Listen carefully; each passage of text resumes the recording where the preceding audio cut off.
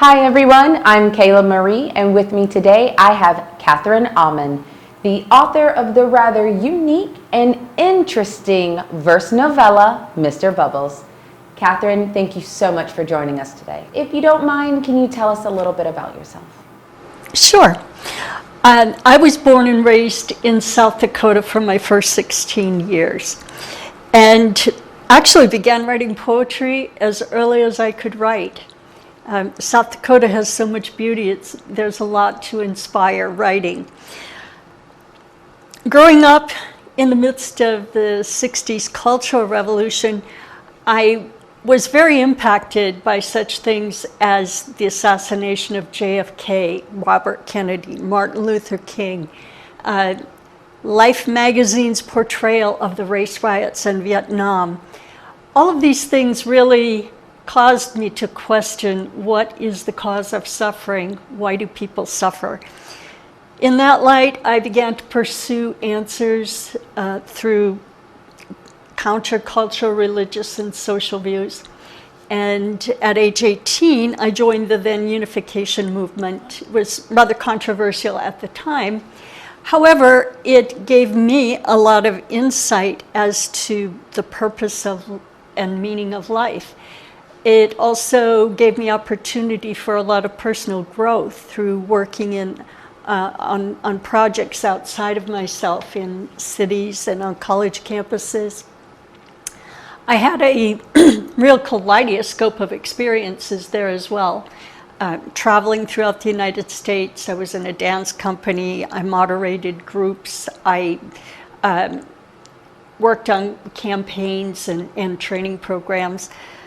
And through all of this, I feel that my life was enriched and really challenged to stand up for my own values, even though I definitely encountered some persecution. Well, I can't imagine coming from South Dakota, which I'm sure is beautiful, lovely place, but to travel the US, to go to cities that maybe you've only heard of, to meet different people, different cultures, new experiences. I can only imagine how that propelled you on your new path. It certainly did, and I think you are right in making your point of having been in a rather homogeneous culture to go out and meet people of all cultures, nationalities. Over time, however, I felt that my views were beginning to change. It was no longer a theoretical question, it was one of substance. What am I going to do to actually help people? And I took a sabbatical for a year to reflect and ultimately made a decision to leave the organization and change course. I had gone to the University of New Hampshire and I took a one-year certification program in Oriental healing techniques and began working in the healthcare field in the Boston area. It ended up being a 10-year period of time, and actually Boston is where my daughter was born. So after her birth, I moved out of the city and spent the next 6 years primarily focused on raising her, but I also worked as a journalist, a freelance journalist. I volunteered in my daughter's classroom, and I was also secretary to the finance committee for a little historic New England town. So for those who are listening to us right now, so let's recap. You had a child, you were a journalist, you were volunteering, but I happen to know that you also wrote your first book in that same time period. Is that correct? That is correct. My first book is titled Then My Mind Took a Walk to Love. It is a book of poetry, song lyrics, and original photographs, which I compiled during my years of travel. I made it my goal to finally write that book for my grandfather's 100th birthday. I'm sure that was very special. And speaking of the first book, now you say that included poetry. Now your current book, Mr. Bubbles, is that also a book of poetry? It is. Mr. Bubbles, though, is very different.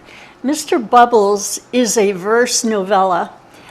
My first book is just individual poems and songs. This book is actually 8 chapters, all rhyming, telling the story of Bobby Bubbles.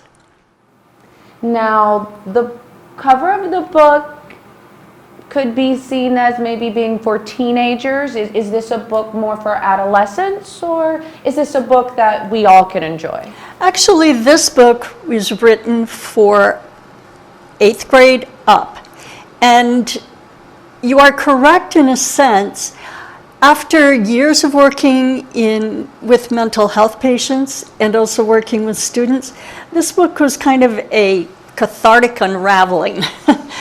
The cover, however, is representing lightness and levity, transparency, all which are pretty much the essence of the book. The book deals with some very meaty and difficult topics in an adult life. The fact that it's written in verse gives it a lot of lightness and causes it to move very quickly. It makes it highly palatable and enjoyable to read, and is really written to soothe those rough places in life, help us think of them quickly, and perhaps muster some courage to solve problems of our own. Well, I don't know about anybody else, but I could definitely use some assistance in smoothing out some rough areas in my life and getting some encouragement. And thank you for telling us a little bit more about yourself so that we can have a better understanding of who you are as we read it. Now, where can we get your book? Well, the book is published by Life Rich Publishing, which is a subsidy of the Reader's Digest. Their website has a bookstore. You can order the book for $10. You can also get an e-version for $3, which is very convenient for students.